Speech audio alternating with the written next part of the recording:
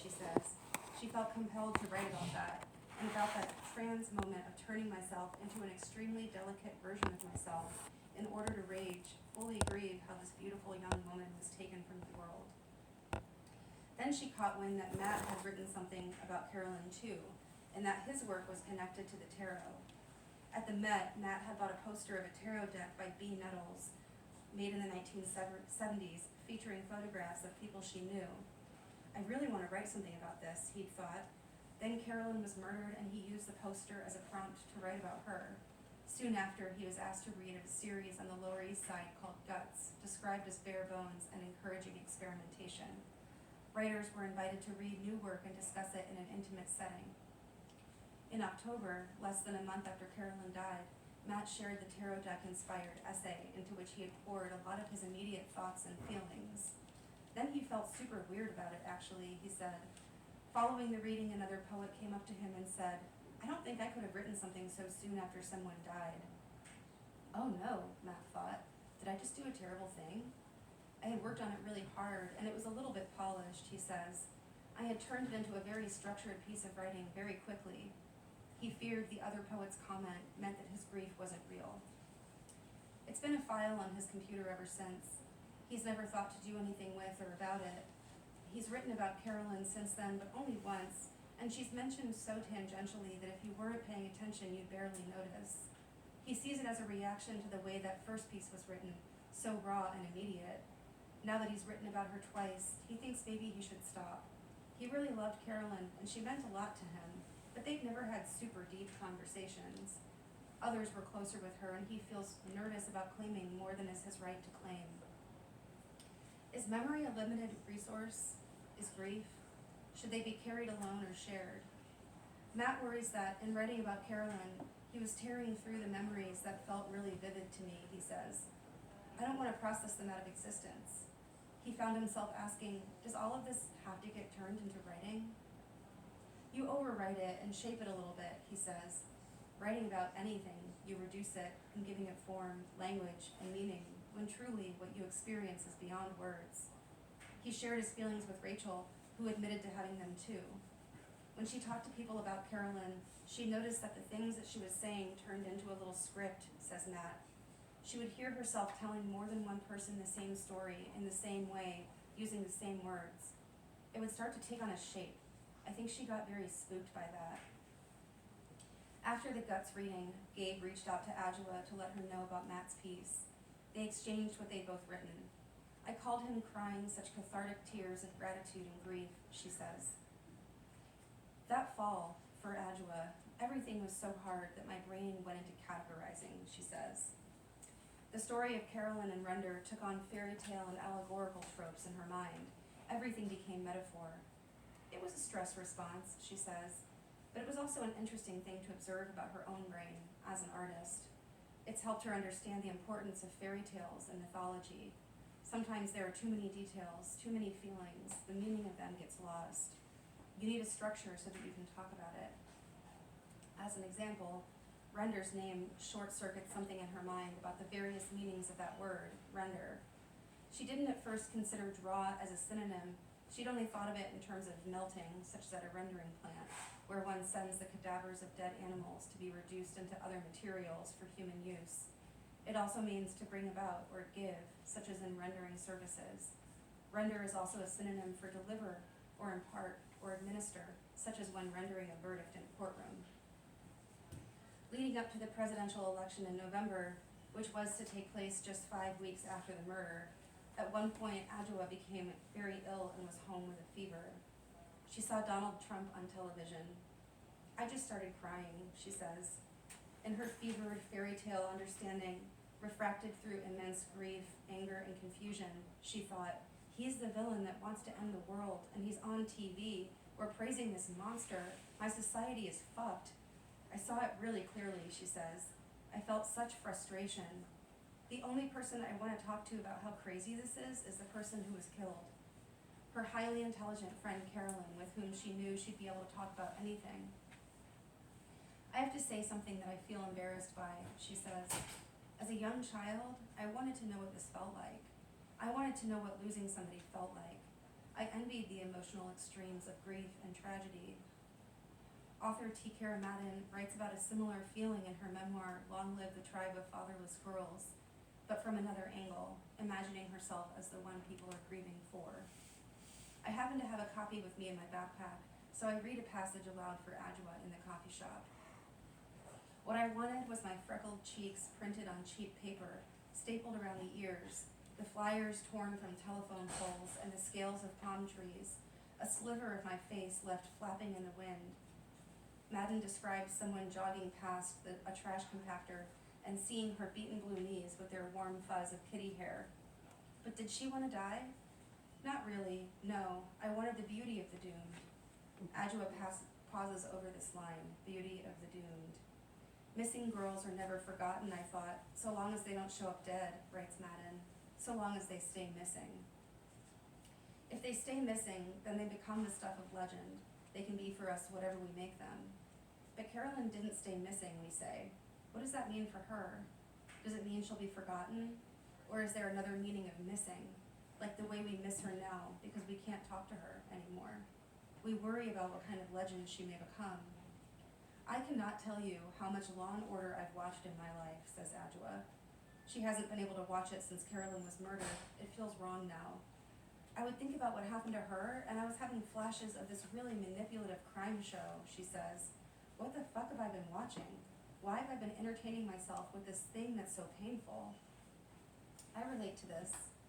Growing up, one of my favorite movies was the 1968 adaptation by Carol Reed of the stage musical Oliver, based on the Charles Dickens novel Oliver Twist.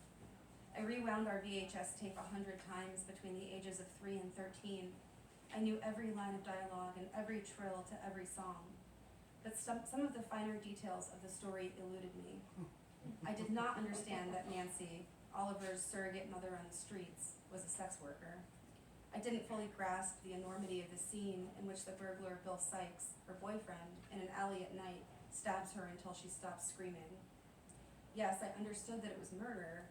I understood that Nancy was dead and that Bill then eventually flees with Oliver as a captive and then he gets shot and accidentally hangs himself from a rooftop and dies too. I did not understand the seriousness of what Bill did to Nancy though. Maybe because it's so quickly overshadowed by what happens to him. Maybe because I was too young, too naive to grasp the finality and agony of death. Maybe because death delivered as entertainment by its very nature robs mortality of this finality and agony. In 1989, my parents taped A Cry for Help, the Tracy Thurman story off the TV. It's a made-for-TV movie based on the true story of Tracy Thurman, a woman who was attempting to escape her abusive husband, Charles Buck Thurman, in 1983, when he stabbed her 13 times in the chest, neck, and throat, and then, in full view of a police officer, their toddler son, and several neighbors, stomped on her head, breaking her neck. She survived, but was partially paralyzed. Her lawsuit against the Torrington, Connecticut police for failing to protect her brought the epidemic of domestic violence to national attention and led to the passing of the Thurman Law in Connecticut, which requires police to treat domestic violence like any other violent crime. At that time, and arguably still, domestic battery was considered a family matter. Despite having a restraining order against Buck, Tracy's fears were treated differently because she was a woman and because she was still married to her abuser. I was 4 when the movie came out. My mother was the director of a domestic violence shelter in Clearwater and spent her extracurricular hours lobbying the Florida legislature for laws protecting victims. The movie was likely an inspiration to her. I was an only child with parents who let my curiosity roam unfettered, and I discovered the VHS in our cabinet. A Cry for Help doesn't shy away from dramatizing Buck's violent attacks, including the final one, the way he continued beating, kicking, and stomping on Tracy while she lay bleeding on the ground. In the movie, he forced their young son, CJ, to look at his dying mother, telling him, "I killed your fucking mother." The actor playing Buck orders bystanders to let her die. He tries to climb inside the ambulance to interfere with paramedics fighting to save her. Over the course of several weeks, I remember rewinding the tape 10 or so times. I remember thinking the actress who played Tracy was pretty, how the quiet suburban neighborhood reminded me of my own, how her son looked to be near the same age as I was, with brown hair like mine. how her screams reminded me of Nancy's and Oliver and gave me the same sense of fear, tension, and release. Finally, my dad set me down. My mother didn't want me to watch a cry for help anymore, he said. It made her sad. I felt guilty and ashamed for making my mother sad. I knew that, before meeting my father, she had been married to a violent man. I did not know how much like Bill Sykes and Buck Thurman that man was.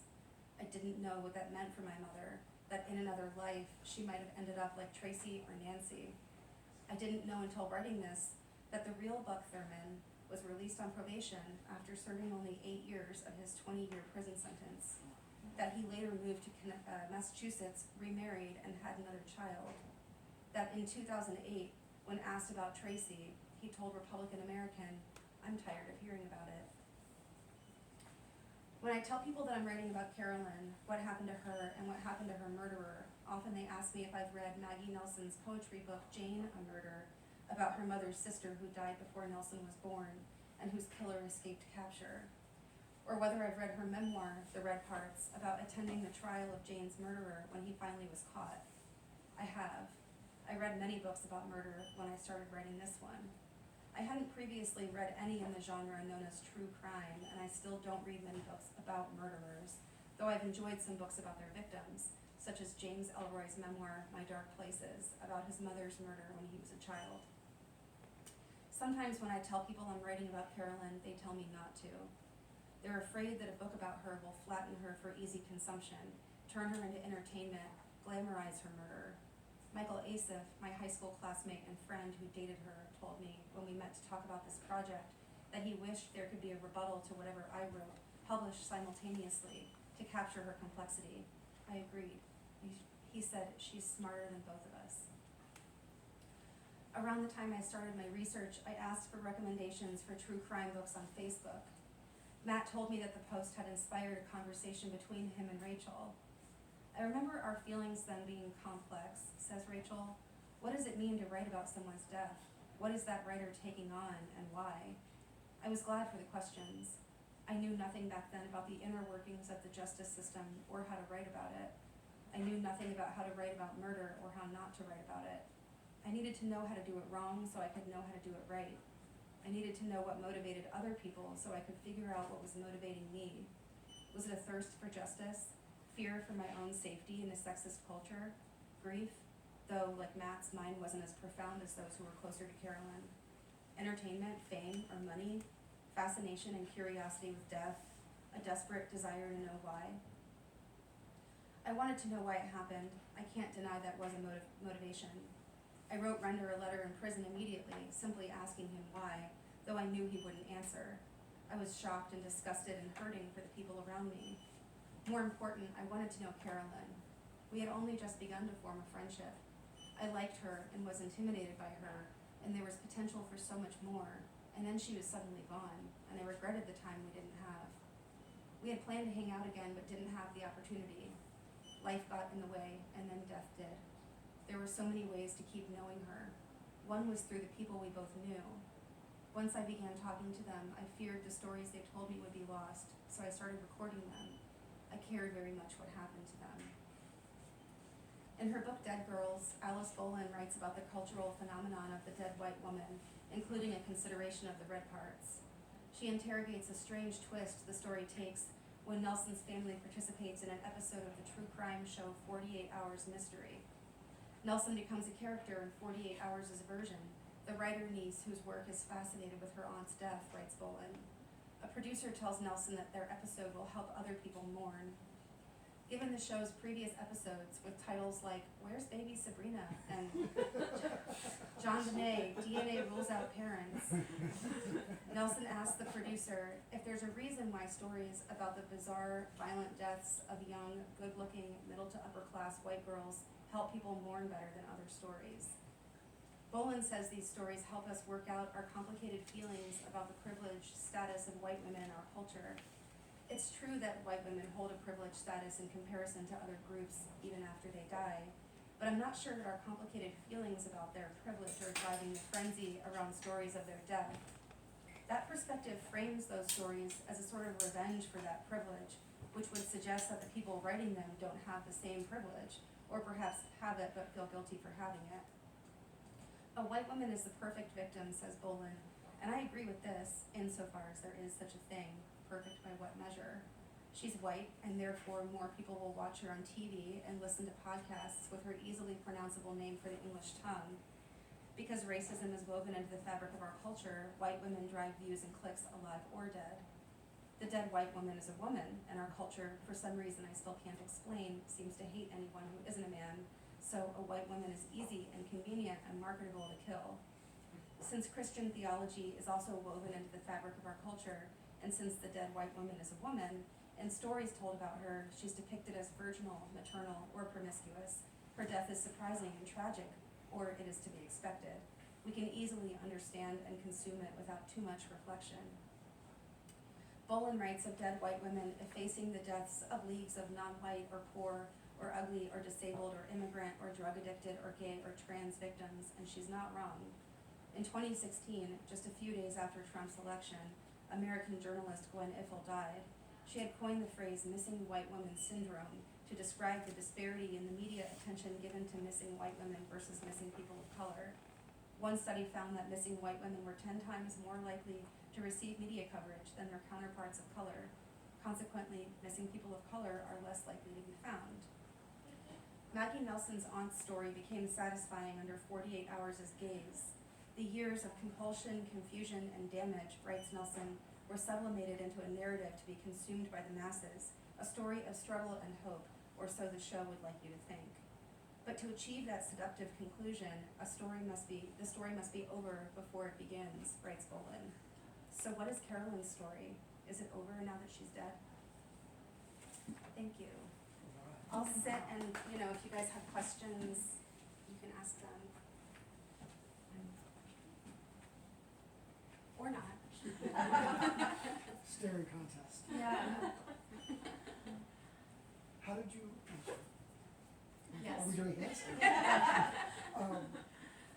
You allude to wrestling with and having others interrogate your relationship to the material. Mm.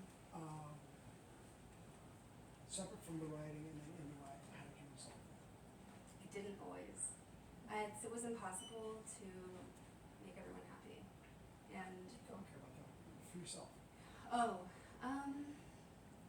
Well, as I was editing the book, and having it, I had to hire a fact checker for this, and it also went through a legal read at my publisher, and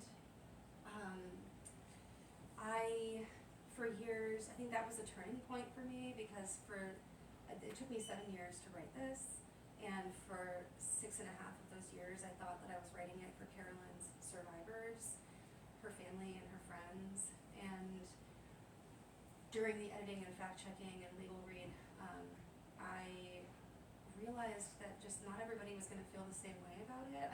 It would be impossible to make everyone happy, and in fact, it might make some people really angry. And my dedication to making everyone happy, I had to set that aside and decide that I was writing this for Carolyn and not for them, or writing it for myself, maybe via this cipher of Carolyn. And the right people were happy with the results, so that was helpful as well. I think if everybody had hated it, I might have said, okay, we need to go back to square one and start over, but it was a small contingent of people and who ended up not being happy with it, and so I just had to be okay with that. I had to grow some thick skin and move on and be comfortable with my own intention. Yeah. I was going to ask you, have you come to terms with Carolyn's death through writing the book, or are you still In a way. struggling? Are you still hurting? Yeah. In a way, I work as a private investigator now, Oh, wow. and I'm in school getting a second master's degree in criminal justice. Oh, wow. And focusing on gender-based violence. So I don't think I could ever really it's never going to be settled, right? I mean, because people still die this way, and in particular women still die this way, and trans people die in these violent ways, and so that isn't I'm never going to be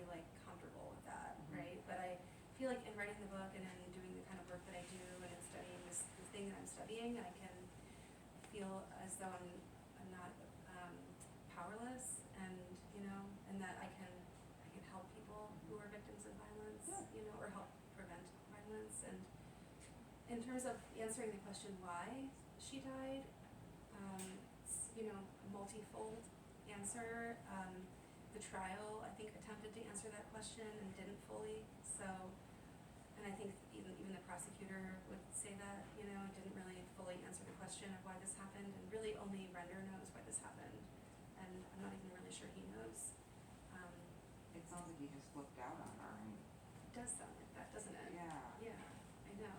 Yeah, there were lots of different stressors in his life at the time, and these came up in the trial. So I'm not like speaking out of turn here. They had he and his girlfriend recently broken up and gotten back together and broken up again. She had not reciprocated his "I love you" on the phone about 5 minutes before the murder. His parents were getting divorced and selling his childhood home at the time. He had been traveling back and forth to Rhinebeck to help them prepare it for sale, and they You had don't stab somebody to death from that. I mean, he was unhappy with his job. This came up in the trial. They'd had a dispute over Airbnb that was ongoing. He didn't like that there were all these strangers coming into the house and hogging the one bathroom. So, probably he had, and then he also told the New York Daily News within 24 hours, he told a reporter at the New York Daily News that he had been burying his anger at small annoyances, was the way he put it. So, had a lot of pent-up rage that I think was suddenly discharged in that moment. And then that night he had been drinking and smoking weed. So they're both disinhibitors, but I think there has to be a proclivity toward violence already within you in order to react that way from smoking some weed. Or drinking, even if you had a lot to drink, So I don't know. It happened for a lot of reasons, but maybe there's one major reason, that kind of contains all of them. He was angry. Yeah. Or he's in there. That. Yeah.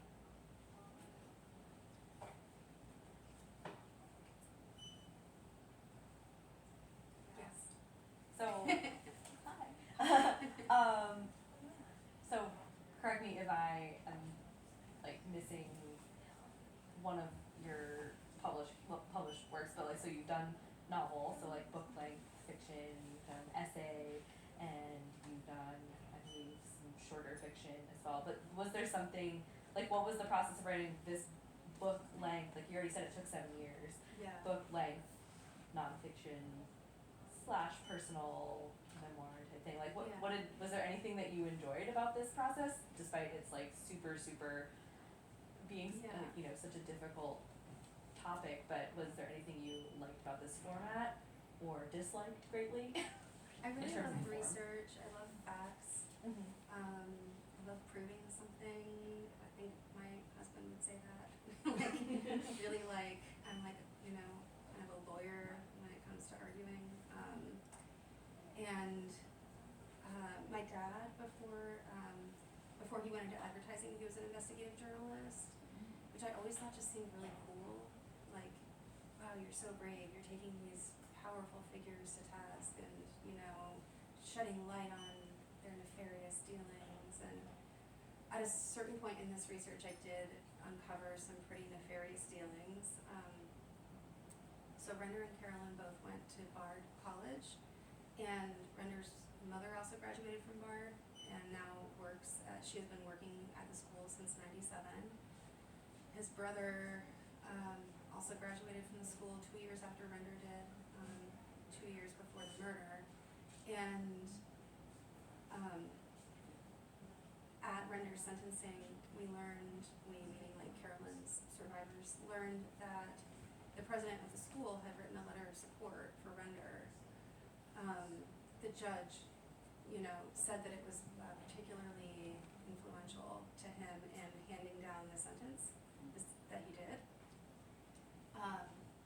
So I knew that a lot of Carolyn's friends had also graduated from Bard, and I was interviewing them, and some of them, it's a very small school, it's like 2,000 people, 2,000 kids on the Annandale campus. They have they have satellite campuses in other places and a grad school in Manhattan and everything, but in Annandale it's this very secluded bubble of no more than 2,000 kids on a given day. So everybody knows everybody's business, and there's a lot of people grew up in the area, and people who work at the school live in the area as well. So it's a very tight-knit community, very gossipy. One of Carolyn's best friends from Bard, her grandfather rather, is on the board of trustees and is really close to the president of the school, Leon. And she had been Carolyn's friend had been on the Bard Alumni Board of Governors, raising money for the school for years since she graduated. She resigned from the Board of Governors when she learned that the president wrote this letter of support, and the president caught wind of this within a day and emailed her grandparents together, attaching the letter defending what he did, which of course she immediately forwarded to me. So I went ahead and requested all of the letters of support that were written for him, and over the course of 2 years, it takes a long time to get record request results sometimes, especially from federal agencies, and it took 2 years for me to get what turned out to be 2 batches of letters. And the first one was sent in 2017, before he was indicted, before he had seen a psychiatrist.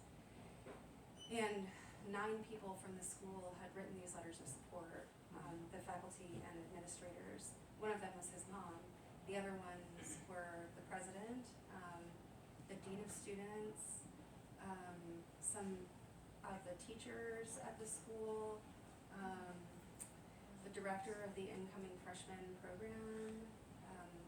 And so I just started looking into who are these people and what is their connection to Render, and why would they stick up for a murderer, especially when his victim was also a student there.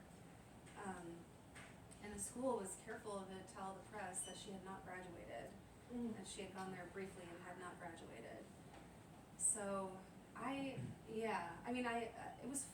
that part was fun, digging into these people and, what they had, why they had done this, right? I think that was a fun part, I think that's where I feel like the book gets into a more investigative space.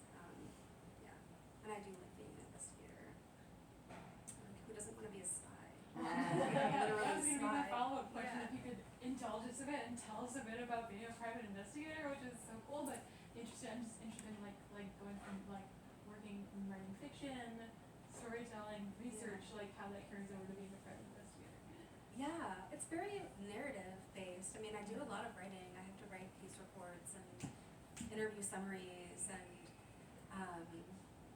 I think you have to be able to tell a convincing story about the facts, and sometimes the stories are more fun than others, right? Sometimes it's really this was a real case I had actually. This guy slipped and fell outside his church, and then he sued his church, which on the face of it seems pretty open and shut, you are the one who slipped, right? But actually it got pretty weird. I had to learn a lot about what the Bible says about suing people, and because all the people at this church were very by the book. I ended up Which book? by the book, the capital B book, you know which book. Apparently it says you're not supposed to sue a fellow Christian. And these people were all very devout, the very small church in the mountains of Colorado, so sort of a family thing, so he's basically suing his neighbor. But then, so I thought that would be kind of a boring case, but then I ended up in this lady's house in the mountains, 3 hours from home, very secluded area, and she was like praying for me in tongues, and it was like amazing. And then she actually did like cough up this story that was pretty helpful to this poor old man who came to find out he had been like pretty injured, like hit his head on the sidewalk. And there was this hush hush thing where they were told the guy who usually shovels the snow was told by this pastor who had done this like hostile takeover of the church that he shouldn't put salt down because it would ruin the new concrete. The sidewalk had just been poured. So it was, I actually felt like this is way more interesting than I thought it was going to be, and I felt good about helping him because like that is pretty fucked up, and this man had hit his head pretty hard. So there's that stuff, but then there's like a car crash or something, like most of the cases that I work right now are for civil lawsuits, and I also do insurance fraud, which gets pretty fun sometimes. Like a lot of people end up stealing their own cars. They're like they hide the cars, and I have to go find the car. So that gets kind of fun, yeah. But I mean, I wouldn't say. I mean, fiction is like a whole different animal in my mind, actually. Like, because I can really just make up whatever I want and just or not, or just like not make anything up. And but yeah, I mean, nobody can. I don't know. It's like a lot less valid when somebody gets mad at me for something I wrote in a short story or a novel, But in a book like this, like I actually took it really to heart and cared a lot about what people thought for a long time. Yeah. But either way, it's about, I guess, in private investigation, in fiction and in nonfiction, and it's all about the story. Like you gotta tell an interesting story, one that people can really buy into. Yeah. So, when you write fiction, there's that satisfaction of having that sort of very tidy story that we can resolve. Mm-hmm. But in nonfiction, it can never be that, especially in a story like this. How do you handle that untidiness of these nonfiction stories? There's so many threads, right, in this story, and so much ongoingness. Like the story doesn't end when the book ends, right? So the book ended when I had to turn it in. Like I probably could have been working on this book forever, and I'm really glad that I didn't get to do that because I definitely could have. And I'm still investigating some things, right? Like I still want to write a companion article and waiting on some more federal record request results in order to do that. But I really wanted to put everything in there, and it was my editor who told me I was not allowed. And the first manuscript that I turned in was like 550 pages, and she insisted that that was too long and that I needed to cut at least 200, and she would help me do that. So did my agent, so did Pamela Tenon, Carolyn's best friend, and I was on board with like a 1,000-page book. My editor also edited Honore Jeffers' book, The Love Songs of W.E.B. Du Bois, and that book was like 750 pages, and I was like, Erin, it's like Honore did it, and she was like, that was an accident, and she told me she wasn't going to let me do that again. So yeah, I mean, there are questions that don't get answered. I think I tried to advance certain questions that I couldn't answer, like what is marijuana-induced psychosis, right? I mean, is that really what happened here? And there are things that people, sometimes people lie, and people lied to me, and when I was writing this book, and I just have to kind of be okay with that. Maybe I don't really know the answer. Every answer to every question, but I hope that readers, feel like I gave them enough information in order to make up their own minds, and that's really the best that I could do. And also, Pamela put up a website when the book came out called CarolynBushLivingArchive.org, where people can continue sharing stories about Carolyn, and where as soon as I'm done traveling, I'm gonna collect some stories that I had to cut from the book and contribute them to that archive, and the royalties from the book go to support that archive, and also go to support the Carolyn Bush Grant at Lighthouse Writers Workshop, which supports, which would enable women and trans people to take writing classes. So I think, these things help keep her memory alive, and I really didn't want this book to be like the end of the story about Carolyn either. I kind of wrote it as a corrective to the news articles that were coming out in the days right after the murder, which were very salacious and got a lot of the facts wrong and really dishonored her, and like calling her a part-time waitress or a part-time librarian, and then calling Render this like struggling artist and psychedelic illustrator, and just really made him sound way more interesting than she was, which is not the case at all. He was like quite boring and right, and she was this really interesting, like funny, sharp, you know, community-minded person, and she would have been really pissed if she had read any of those articles, the way they were talking about her. So, yeah, I wanted to, you know, there are gaps in the story, of course, but like maybe that's where the reader can come in and sort of animate it, you know, and like use their own imagination.